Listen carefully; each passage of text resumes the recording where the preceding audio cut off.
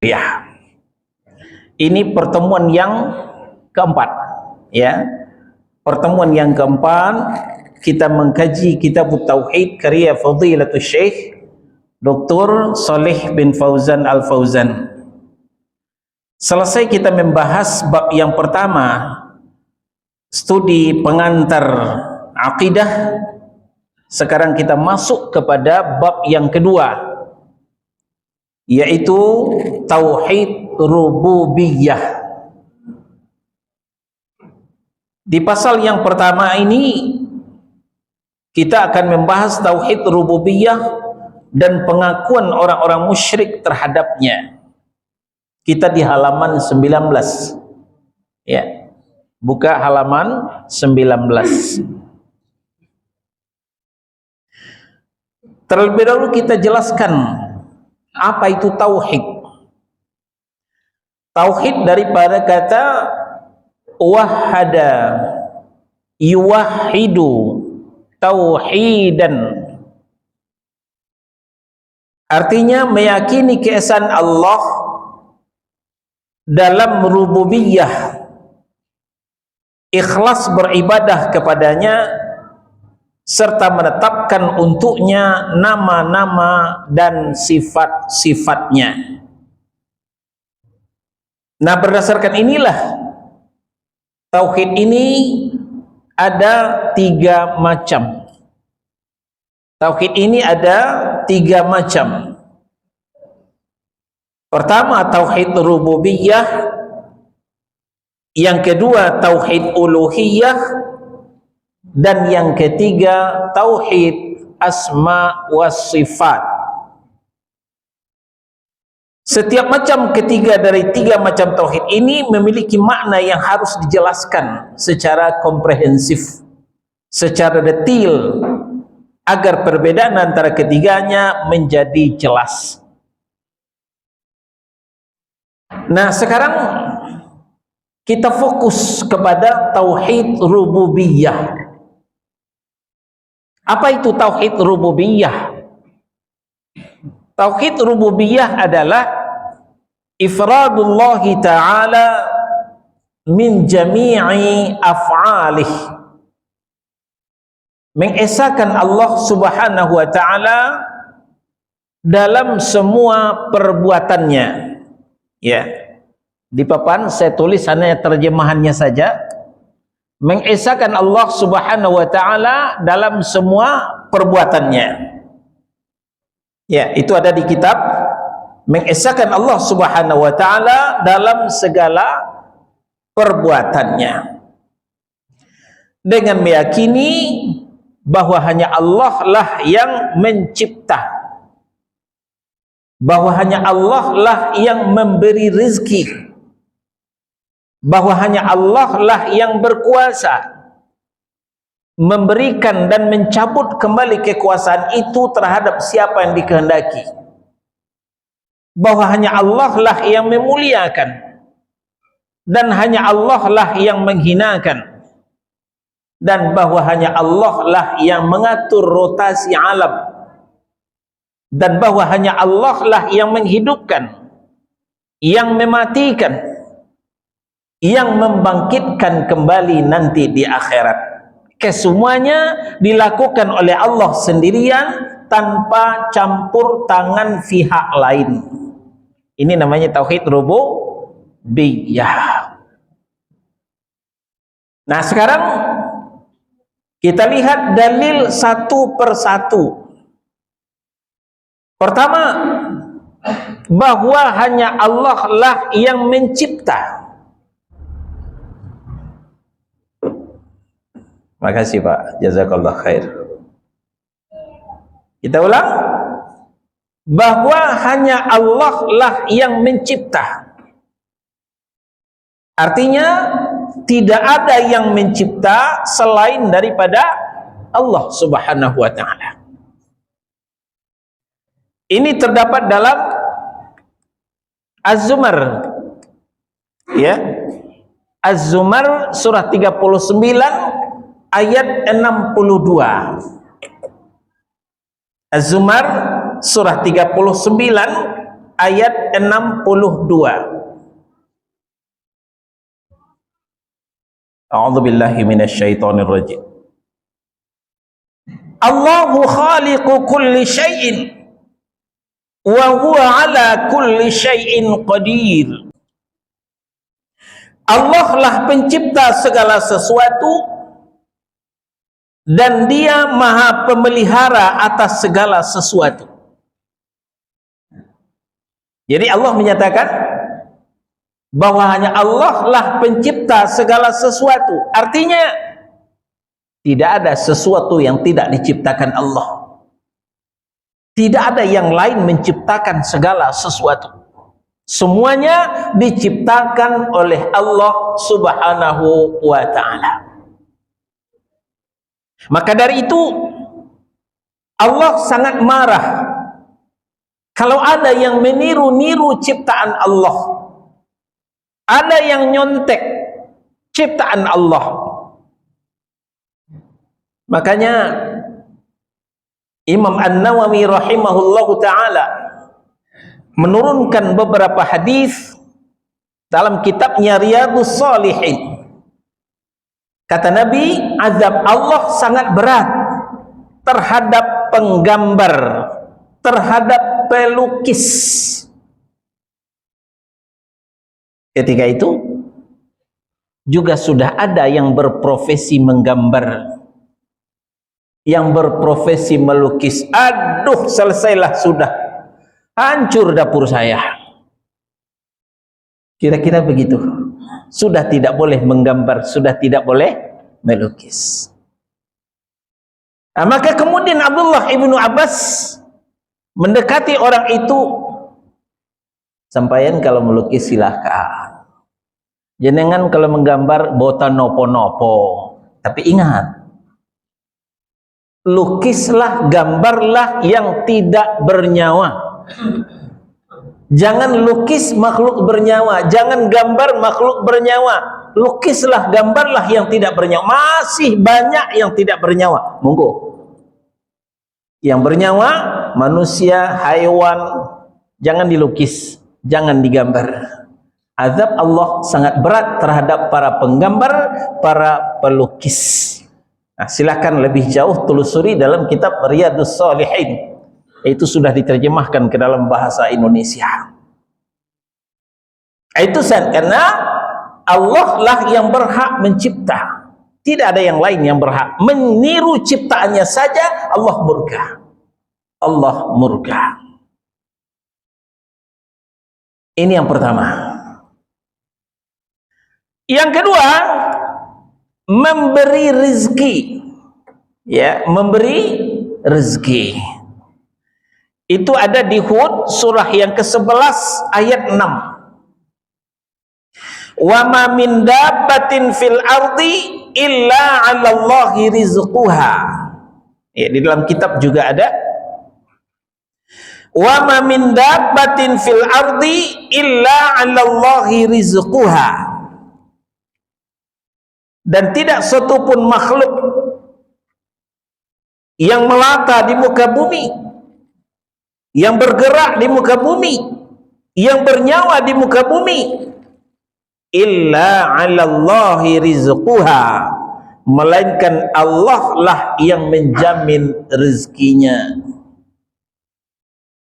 Nah, maka orang yang bertauhid tidak puyeng kehabisan rezeki. Orang yang bertauhid tidak berebut rezeki, karena dia yakin rezekinya sudah disediakan oleh Allah. Lalu kalau demikian, untuk apa kita usaha, Ustaz? Usaha hanya sebagai sebab, karena Allah tidak suka dengan orang yang malas. Kita berusaha, namun bukan usaha kita itulah yang mendatangkan rezeki. Kalaulah orang yang berusaha, peras keringat, banting tulang, kerja keras yang mendapatkan rezeki, tentu para kuli itu yang lebih kaya. Ya, para kuli, pekerja berat itu yang lebih kaya seharusnya. Dia bekerja keras, peras keringat, banting tulang. Kadang-kadang tidak ada waktu untuk istirahat ternyata. enggak kaya-kaya juga. Kalaulah dikatakan orang yang bekerja siang dan malam, lembur, yang diberi rezeki, ternyata warung yang buka 24 jam juga enggak kaya-kaya. Ya, warung yang buka 24 jam juga enggak kaya-kaya. Ini menunjukkan rezeki bukan dari hasil usaha. Rezeki sudah ditentukan oleh Allah Subhanahu wa taala. Nah, ini ayatnya. Tidaklah seorang yang bernyawa, ya, dan tidak satupun makhluk yang bergerak di muka bumi, melainkan Allah lah yang menjamin rezekinya. Cacing yang tidak makan bangku sekolah. Siapa yang di sini makan bangku sekolah? Nggak ada. Emang kabira ya Ustaz. Cacing yang nggak sekolah, nggak mengenyam pendidikan, tidak kelaparan, Allah berikan rezeki. Kenapa yang kita punya skill, punya kemampuan, mengenyam pendidikan sedikit banyaknya, kok khawatir tidak dapat rezeki? Sehingga berebut rezeki, sehingga merampas rezeki orang untuk kita, mengambil hak orang buat kita. Ini namanya takut kehabisan rezeki. Nah, maka seorang yang bertauhid melaksanakan usaha sesuai dengan skill, kemampuannya. Petani pergilah ke sawah, ke ladang, pedagang pergilah ke pasar, pegawai pergilah ke kantor, pekerja, buruh pergilah ke pabrik dan sebagainya. Nah, tunggulah rezeki diberikan oleh Allah Subhanahu wa taala. Ya. Banyak orang mengeluh, Ustaz, gaji saya udah berapa bulan enggak turun. Gaji saya dibawa ke IKN, Ustaz.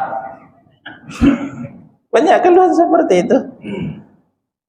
Sebenarnya bukan gajinya dibawa ke IKN, Allah sedang menahan rezekinya. Allah sedang menahan rezekinya. Kenapa? Nah, ini perlu ditelusuri sebab lebih jauh. Sebab lebih jauh. Ada waktunya nanti akan kita bahas pula. Jadi yang penting Allah lah yang menanggung rezeki. Itu yang kedua. Yang ketiga, ya, yang berkuasa memberikan dan mencabut kembali kekuasaan terhadap siapa yang Allah kehendaki. Ya, Allah lah yang maha kuasa. Allah juga yang memberi, mencabut kembali kekuasaan terhadap siapa yang Dia kehendaki. Kita di halaman 20. Dialah penguasa alam. Ya. Nah, kita sampai penguasa alam dulu, belum sampai ke bawah.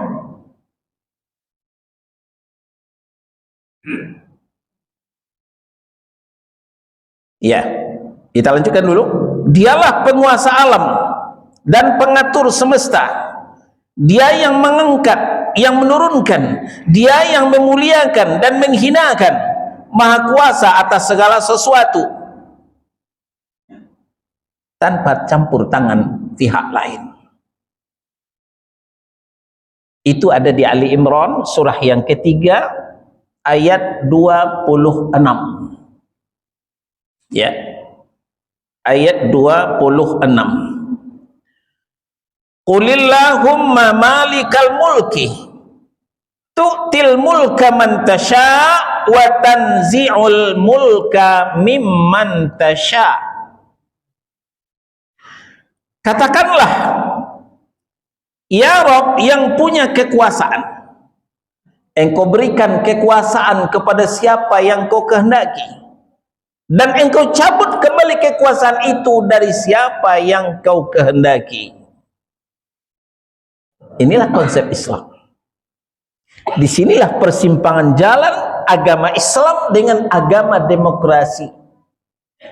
Demokrasi itu agama, Ustaz. Kita sadari atau tidak, rela ataupun terpaksa, kita punya agama yang kedua setelah Islam. Agama apa? Agama demokrasi. Menurut Islam, Kekuasaan itu adalah anugerah, pemberian Allah. Ini ayatnya.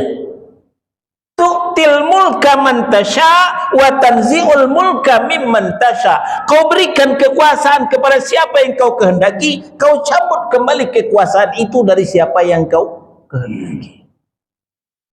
Menurut konsep Islam, kekuasaan adalah anugerah yang nanti akan menjadi amanah untuk dipertanggungjawabkan. Makanya para sahabat tidak ada yang berambisi untuk berkuasa. Abu Bakar menolak untuk jadi khalifah. Kalaulah tidak dipaksa oleh kaum muslimin, Abu Bakar tidak mau. Ini untuk menjawab tudingan agama Syiah yang mengatakan Abu Bakar perampok. Demikian juga Umar. Umar tidak ambisi jadi khalifah. Kalaulah bukan amanah dari Abu Bakar, bukan ditunjuk oleh Abu Bakar, Umar tidak mau diangkat jadi khalifah. Karena saking beratnya amanah tanggung jawab jadi penguasa itu. Begitupun Utsman. Bukan beliau yang menawarkan diri untuk jadi khalifah, tapi atas kepercayaan kaum muslimin ketika itu. Begitu selanjutnya Ali bin Abi Thalib dan seterusnya. Tidak ada di antara sahabat Nabi yang berambisi untuk jadi khalifah. Kenapa? Kekuasaan itu adalah anugerah, amanah untuk dipertanggungjawabkan dunia akhirat. Kullukum ra'in wa kullukum mas'ulun an ra'iyyati. Tapi menurut agama demokrasi, kekuasaan itu adalah jatah untuk diperebutkan. Maka penganut agama demokrasi berebut untuk jadi penguasa. Maka mereka berkampanye, sayalah yang paling pakar, saya yang paling ahli, saya yang paling bisa dipercaya, saya yang paling semuanya paling. Itu isinya dalam kampanye.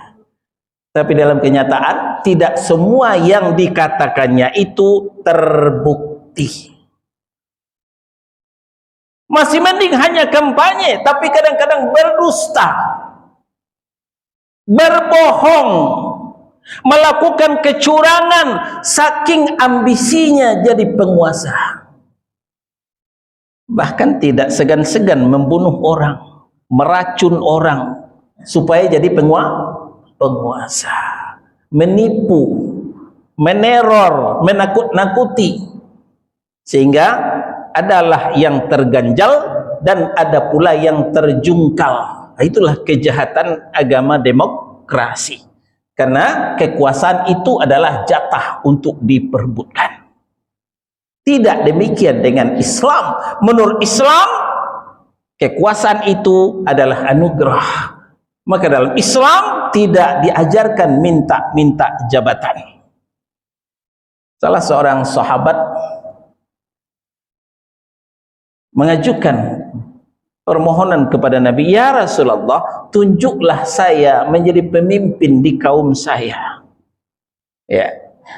Jawab Nabi, kalau kau diberi jabatan karena tidak meminta, Allah akan menolongmu melaksanakan jabatan itu.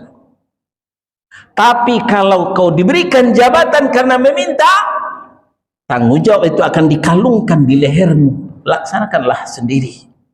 Beratnya jabatan penguasa itu. Makanya Rasulullah SAW tidak mengajarkan untuk ngemis-ngemis jabatan tersebut. Ini rububiyah Allah. Allah yang berkuasa, Allah pula yang memberikan kekuasaan kepada siapa yang dikehendaki, dan Allah pula yang mencabut kekuasaan itu dari siapa yang dikehendaki. Makanya ketika di panggung demokrasi ada jagoannya yang menang, jangan menapik dada, jangan sombong. Itu adalah anugerah Allah.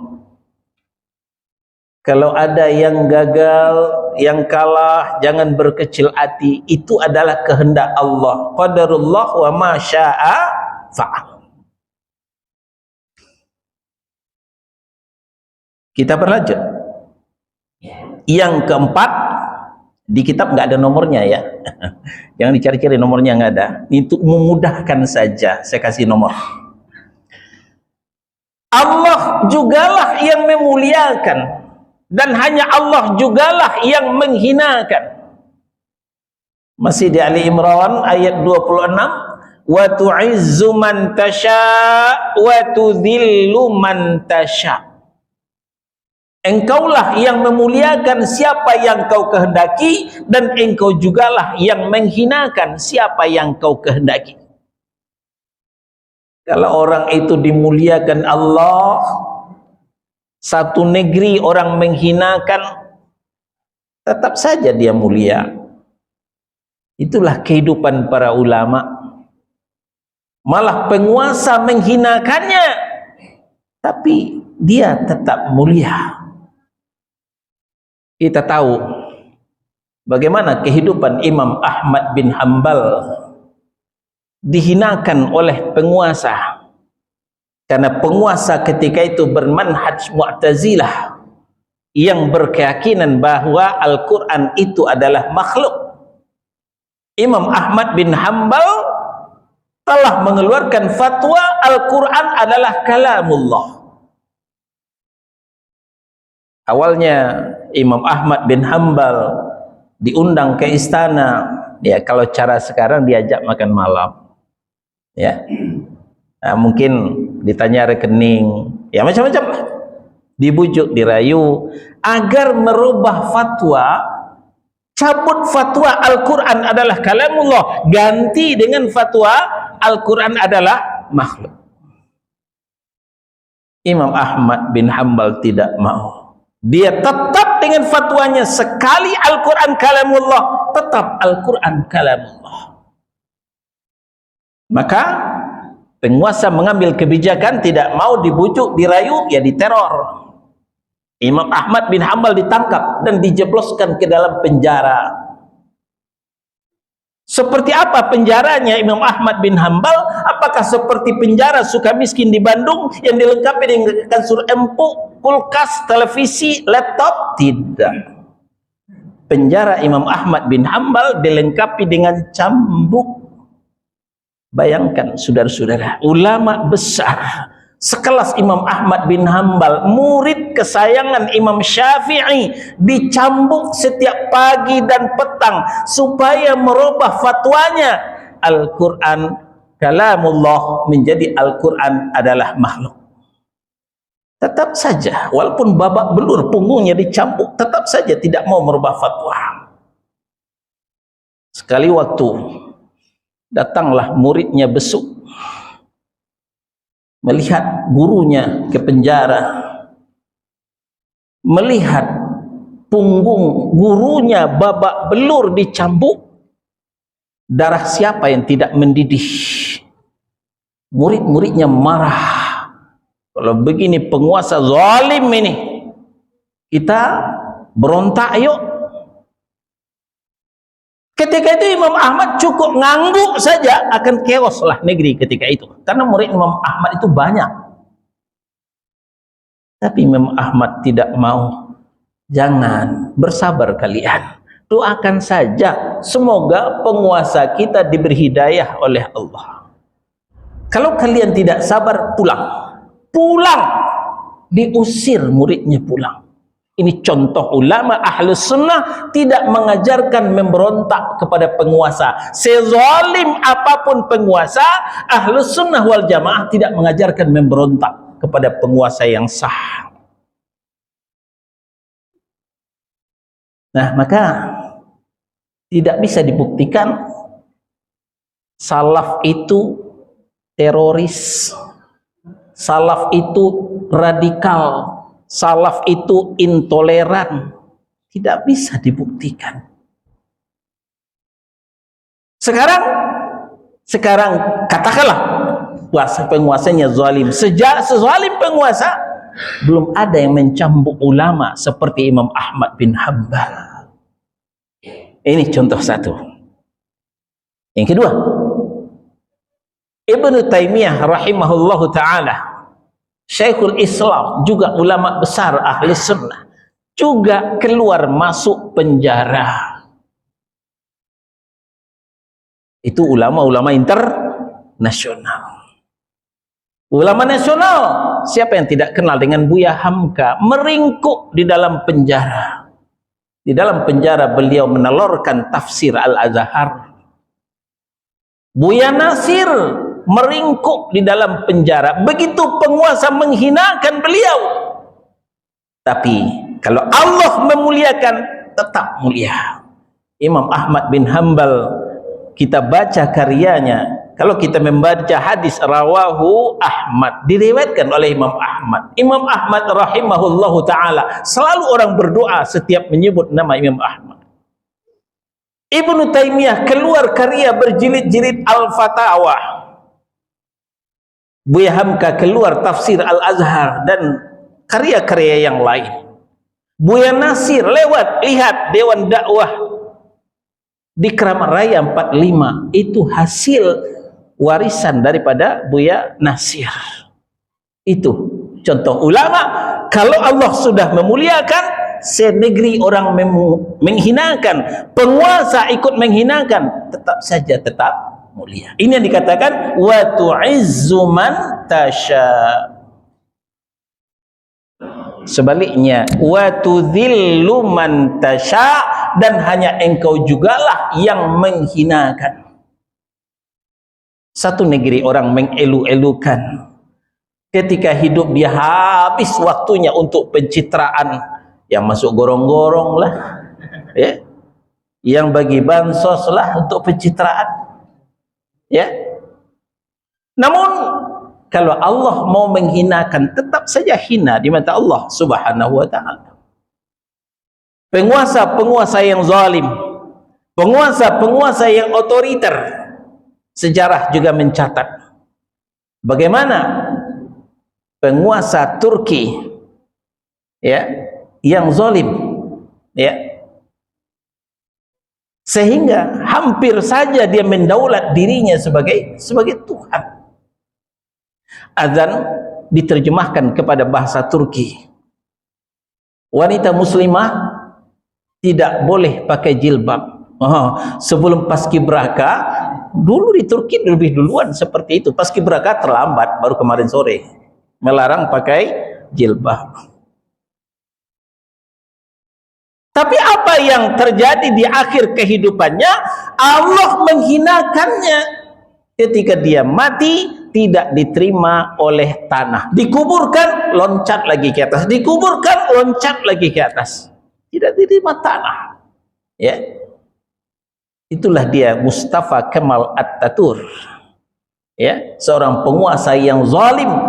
Ya, seharusnya ini menjadi pelajaran bagi penguasa-penguasa sekarang. Sezalim apapun, Allah nanti punya cara sendiri untuk menghancurkannya.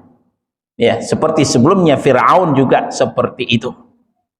Nah, jadi walhasil, hanya Allah lah yang memuliakan, dan hanya Allah pula lah yang menghinakan.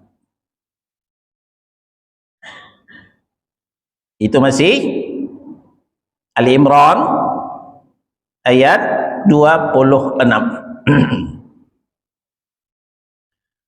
Yang kelima, mengatur rotasi alam.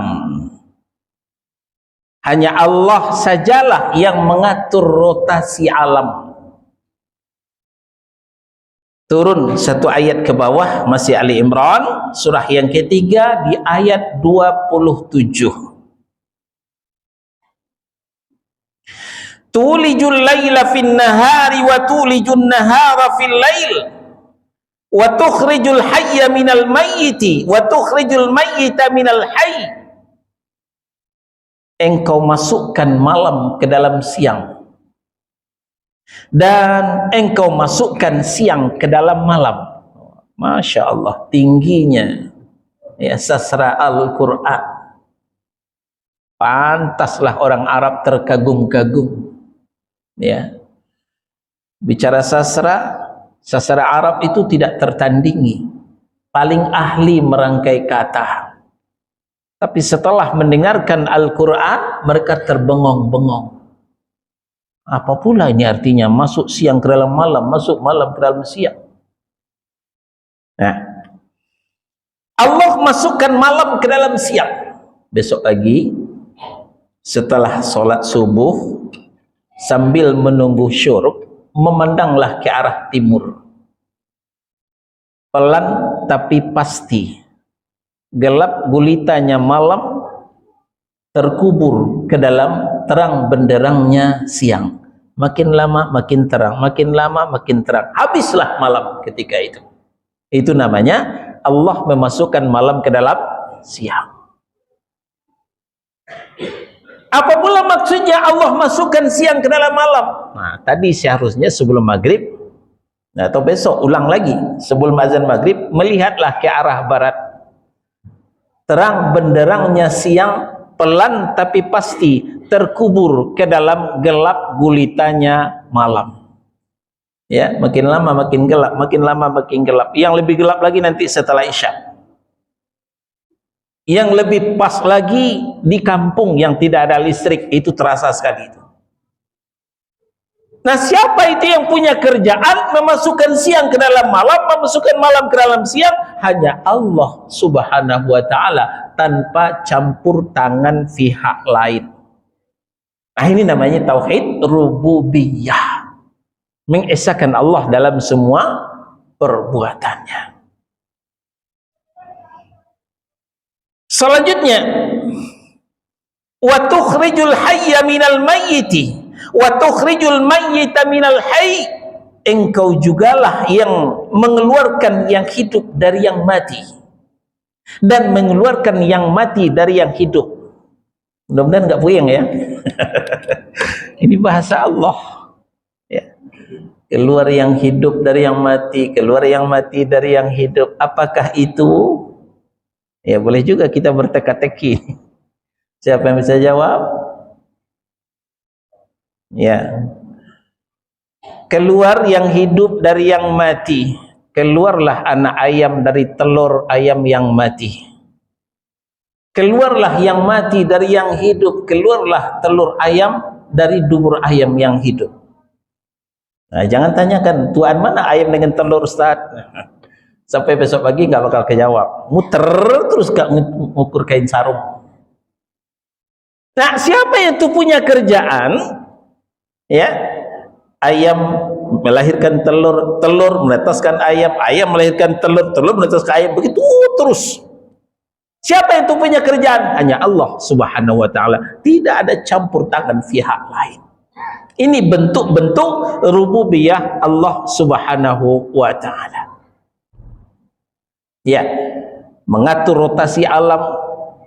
Setiap pagi matahari terbit, setiap petang matahari terbenam, tidak mengenal hari libur, tidak mengenal tanggal merah, tidak ada harpitnas, tidak pernah telat. Siapa yang itu punya kerjaan? Hanya Allah Subhanahu wa ta'ala. Inilah rububiyah Allah Subhanahu wa ta'ala.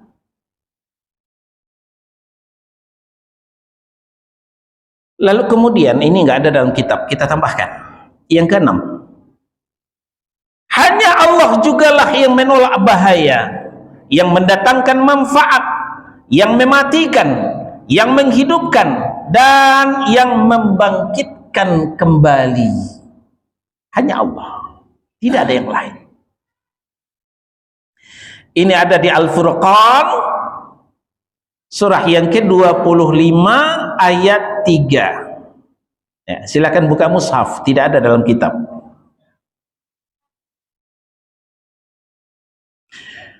Wattakhadhu min dunihi alihah la yakhluquna syai'an wa hum yukhlaqun wa la yamlikuna li anfusihim darran wa la naf'a wa la yamlikuna mautan wa la hayata wa la nusyura. Namun sayang 1000 kali sayang, kata Allah, mereka orang-orang musyrik, mereka orang-orang kafir mengambil Tuhan-Tuhan selain Dia untuk disembah. ada yang batu-batu berhala, ada yang batu-batu kuburan, ada yang batu-batu cincin yang mereka jadikan Tuhan, yang lain untuk disembah. Padahal kata Allah, mereka Tuhan-Tuhan itu tidak menciptakan apapun, bahkan mereka sendiri diciptakan. Ya, mereka yang memahat batu berhala itu sudah mereka bikin berhala lalu mereka sembah. Nah, itu yang terjadi. Yang lebih konyol lagi, orang Arab, ya bukan orang Arab sekarang, orang Arab dulu, ya jangan marah. Orang Arab dulu, dia bikin patung dari adonan roti, ya, lalu dia sembah. Setelah dia sembah, perutnya lapar, lalu dia potek itu Tuhannya, lalu dia makan. Konyol kan? Jadi Tuhannya itu tidak menciptakan, bahkan diciptakan, kata Allah, ya. La yakhluquna syai'aw wa hum yakhlaqun wa la yamlikuna li anfusihim darran wa la naf'a. Bahkan mereka, ya, tidak kuasa untuk menolak bahaya terhadap dirinya dan tidak dapat mendatangkan manfaat. Ini sudah terbukti, sudah teruji. Nabiullah Ibrahim alaihissalam mengkampak semua berhala-berhala itu, nggak ada satupun yang melawan. Hancur berantakanlah Tuhan-Tuhan mereka, ya, tidak satupun yang melawan, mendatangkan manfaat. Membela dirinya saja dia tidak bisa, apalagi membela orang lain. Serta tidak kuasa mematikan, tidak kuasa menghidupkan, dan tidak pula membangkitkan. Karena yang memberikan manfaat, yang menolak mudarat, yang menghidupkan, mematikan, membangkitkan itu hanya Allah Subhanahu wa ta'ala. Baik, kita istirahat sejenak. Silahkan muazin. Lanjutkan sedikit lagi sebelum dibuka tanya jawab. Kita di halaman 20 paling bawah. Allah Subhanahu wa ta'ala telah menafikan sekutu atau pembantu dalam kekuasaannya, sebagaimana dia juga menafikan adanya sekutu dalam penciptaan dan pemberi rezeki. Maka Allah mengeluarkan tantangan. Siapa yang bisa jawab dikasih hadiah, ya. Siapa yang bisa menjawab tantangan ini dikasih hadiah. Apa tantangan itu? Dalam Luqman surah yang ke-31 ayat 11. Hadza khalqullahi fa'aruni madza khalaqal ladzina min dunih. Inilah ciptaan Allah. Bumi yang terhampar luas, langit yang tinggi tanpa tiap, bumi dihiasi dengan gunung-gunung, sungai dan lembah, langit dihiasi dengan mentari, rembulan dan bintang gemintang. Fa'aruni madza khalaqal ladzina min duni, tunjukkan kepadaku, kata Allah, mana ciptaan-ciptaan Tuhan yang kalian sembah selain daripada Allah. Sampai hari ini tidak ada yang bisa menjawab tantangan ini. Coba buat lagi langit seperti langitnya Allah, buat lagi bumi seperti buminya Allah. Tidak bisa. Nggak usah buat bumi deh, nggak usah buat langit. Buatlah makhluk yang paling kecil, ya. Apa? Nyamuk. Bikin nyamuk tandingan, ya. Sampai hari ini, ada kok Ustaz apa? Boneka. Bisa nggak meniupkan nyawa? Ya udah, ada kerangka nyamuknya, ya, ada yang kerbau, ya, ada yang ular, macam-macam. Orang membuat patungnya, tapi bisa nggak meniupkan nyawanya? Nggak bisa. Nggak ada yang bisa menjawab tantangan Allah Subhanahu Wa Taala. Tantang yang kedua dalam Al-Mulk ayat 21. Kita di halaman 21. Amman hadzal ladzi yarzuqukum in amsaka rizqah Atau siapakah dia yang memberi kamu rezeki jika Allah menahan rezekinya? Nah, ini sudah kita rasakan di berbagai lini kehidupan. Susah, para pedagang mengeluh, ya. Saya termasuk mengisi di pasar-pasar, mulai di Pasar Kebayoran Lama, pedagang mengeluh. Pedagang di Tanah Abang, Tamrin City saya juga mengisi, mengeluh. Saya pergi juga kemarin di mall yang dekat nih, ya, sama Pak Rizky, bisa berlari di mall itu, ya, banyak toko yang tutup. Begitu juga yang gajian tiap bulan, gajinya sudah berapa bulan gak turun. Ini dia, ketika Allah menahan rezekinya, siapakah yang bisa memberikan rezeki? Gak ada. Cuma bisa ngurut dada, bersabar, bersabar, dan bersabar. Sampai kapan ini krisis ekonomi ini? Ya, mulai ketika krisis moneter di zaman runtuhnya Orde Baru, sekarang berulang lagi. Ini pada intinya Allah sedang menahan rezekinya, karena banyak di antara kaum muslimin yang lengah, yang membelakang kepada syariat Allah. Banyak Islamofobia, ngaku muslim, agamanya Islam, bicara syariat Islam, alergi. Ini bentuk teguran dari Allah Subhanahu wa taala. Allah tahan rezekinya. Ya, mudah-mudahan ini tidak berlarut-larut. Semoga Allah kembali menurunkan rezekinya kepada kita. Amin ya rabbal alamin. Itu tantangan. Nah, tauhid rububiyah ini juga sudah dianut oleh orang-orang di zaman Nabi sallallahu alaihi wasallam. Ya, ini judul kita, pengakuan orang-orang musyrik terhadapnya. Ya, ini ada di beberapa surah, ya. Tidak semuanya kita bacakan. Kita di halaman 22, ada di Al-Mu'minun ayat 86 sampai 89. Qul man rabbus samawati sab'i wa rabbul arsyil azim sayaquluna lillah qul afala tattaqun. Tanyakan kepada mereka, hai Muhammad, siapakah yang punya langit yang 7 dan yang punya arasy yang besar?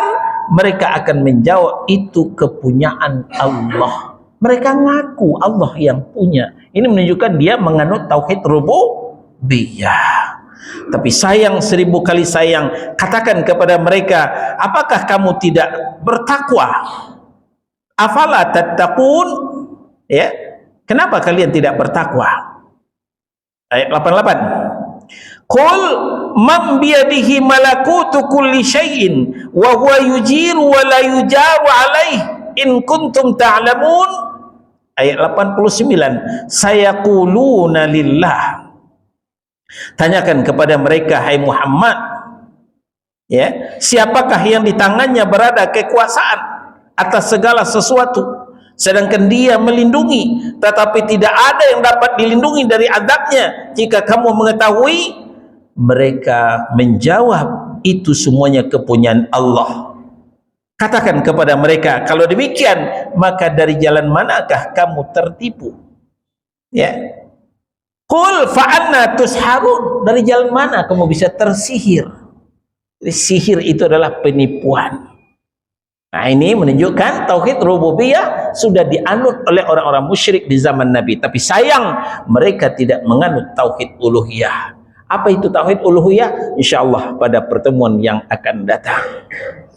Baik, sampai di sini mungkin ada pertanyaan, silakan.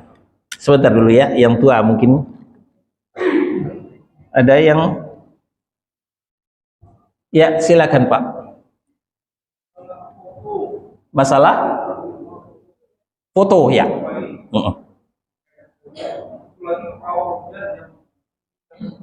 Iya. Masalah foto yang bermasalah itu ketika dipajang, ya, kita punya foto orang tua, kita punya foto ketika wisuda, ketika punya foto ketika menikah, dipajang-pajang, itu yang tidak boleh. Ketika foto itu disimpan di dalam album, insya Allah masih boleh. Ini ikhtilaf para ulama, ya. Ingat kenangan memori masa yang lalu, buka. Setelah itu tutup lagi, simpan lagi, ya. Jangan dipajang, karena ada lagi hadis, malaikat rahmat tidak akan masuk ke dalam rumah ketika di rumah itu ada anjing dan foto, ya, ada anjing dan gambar. Suar itu adalah gambar. Nah, kembali Ibnu Abbas mengatakan yang dimaksud adalah gambar makhluk bernyawa. Jadi kalau ada yang dibingkai dengan mahal, copot fotonya, masuk ke dalam album, ganti dengan gambar Masjidil Haram, ganti dengan Masjidil Nabawi. Mudah-mudahan jadi magnet kita yang belum haji, belum umroh, tertarik untuk menunaikan ibadah haji, menunaikan umroh, gitu. Jadi demikian, Pak. Nah, kemudian pawang hujan itu bagian daripada sihir, ya. Insyaallah nanti akan sampai pelajaran kita nawaqidus syahadatain, pembatal dua kalimat syahadat. Satu di antaranya adalah sihir. Pawang hujan itu adalah sihir, ya. Karena yang menurunkan hujan itu adalah Allah Subhanahu wa taala, yang mengatur hujan itu adalah Allah Subhanahu wa taala. Tidak bisa kita mengatur hujan. Ya, pawang hujan itu bekerja sama dengan syaitan, maka syaitan itulah yang kadang-kala, ya, membuat was-was, ya. Kadzdzabal munajjimun walau sadaqu, pendusta tukang ramal itu walaupun benar, ya, dalam 100 mungkin satu yang benar, 99-nya bohong. Jangan tertipu dengan pawang hujan. Ya, mungkin kalau secara teknologi nggak masalah. Sekarang ada hujan buatan dengan menyebar garam di udara, itu bisa, itu tidak membuat kita syirik, ya. Itu dengan teknologi seperti itu. Tapi itu juga nggak jaminan, ya. Demikian, Pak. Allahu a'lam. Yang lain, ya.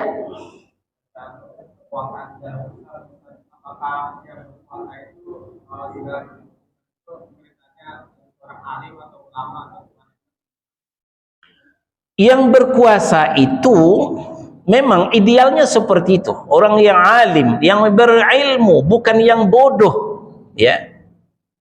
Yang diangkat, yang ditunjuk sebagai penguasa itu orang yang alim, orang yang berilmu, bukan orang yang bodoh. Nah, maka sepeninggal Rasulullah Shallallahu Alaihi Wasallam, sepakat kaum muslimin, Abu Bakarlah yang paling alim, yang paling berilmu, walaupun beliau sudah tua, tapi beliau yang ditunjuk sebagai khalifah. Nah, kemudian baru Umar, kemudian baru Utsman dan Ali dan seterusnya. Jadi tidak sesuai dengan hawa nafsu kita, tapi sesuai dengan kriteria yang dirumuskan oleh para ulama, ketika itu. Demikian. Ya, silakan. Ustaz bilang rezeki itu udah ada yang ngatur. Ya. Kalau tukang koran atau tukang sampah kayak saya begini, apa suatu saat akan kaya? Saya kerja sebagai tukang sampah dan tukang koran sambil awal soalnya. Ya, rezeki itu diatur oleh Allah. Siapa yang akan kaya itu tidak bisa kita prediksi. Walaupun dia tukang koran, walaupun dia tukang sampah, kalau Allah mentakdirkan dia menjadi orang kaya, nanti bisa saja. Qadarullah wa ma syaa fa'al. Ketentuan Allah, Allah berbuat sekehendaknya. Ya. Nah, tentu sesuai dengan kemungkinan ke arah itu. Yang lain, silakan, Pak. Waalaikumsalam warahmatullahi wabarakatuh. Apakah pembagian tauhid ini sudah ada di zaman Rasulullah SAW? Karena ada saudara kita yang menjadi khotib di sini juga mengatakan bahwa tauhid itu seluruhnya, jadi bukan dibagi tiga. Baik. Memang tauhid terbagi tiga, Rasulullah tidak mengatakan begitu. Ya. Rasulullah menyampaikan ayat-ayat tentang tauhid, hadis-hadis tentang tauhid. Berdasarkan ayat, berdasarkan hadis, maka kemudian para ulama mengklasifikasi.